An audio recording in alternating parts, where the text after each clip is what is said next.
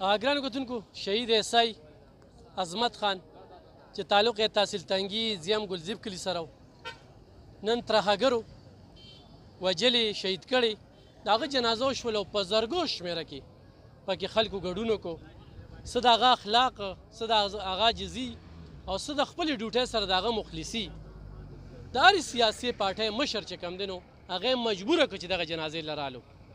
مذهبي سکالران پولیس اخلکاران د ایجنسو مشران بریګیډیر عابد صاحب هم په دغه کې ګډون کړو آرمي په لوی تعداد کې راغلی وه نن تحریک طالبان دغه مرګ منلی چې دا موږ وجلی دی او چې زموږ کم شاخ دی په 400 کې نو دا هغوی وجلی دی بهرحال پولیس چې کله هم وردي واچي دشمنان یې زیات شي ډېر خلکو نه موږ وورو چې چا سره څه دشمني وه چا سره څه بدي وه د ترهګرو سره دوی دشمني د روانکارو سره دوی دشمني د ایسپروشو سره دوی دشمني او بیا دوی په سپیشل برانچ کې وو نو په سپیشل برانچ کې چې کوم دی دې ته وایي خفیه ډیوټي نو ډیوټي یې ډېر په ایماندارۍ سره کوله سهار 6:30 بجې دی د کور نه په موټر سایکل وتلی دی ایسای شو تاڼېدار شو خو تر نن ورځې پورې دی په موټر سایکل باندې ګرځېده او اکثره چې داسې ټیم به میلاوېده نو روټۍ له به کور ته ځان را رسو ګلزیب کلي دا علاقه پې ډېره زیاته غمجنه یتیمه شوه پې ډېر اخلاقي سلام کلام کې ډېر مخکې خو مرګ حق دی الله پاک دې داسې مرګ موږ له هم راکړي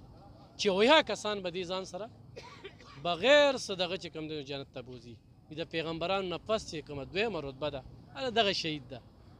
او دغه شهید له چې نن دا کم خلک راغلي په کم تعداد کې راغلي دا کومه لویه جنازه یې وشوله نو یقینا دا د هغه د خدماتو وجه وه موږ په دې موقع پولیس والا ته هم دا وایو خپل حفاظت هم کوئ دا ولس ته سره مینه هم ساتي خپله ډیوټي چې څونه په ایماندارۍ سره وي نو دغه شانتې به ستایلی کېږي لکه څنګه چې نن عظمت ایسای ستایلی کېږي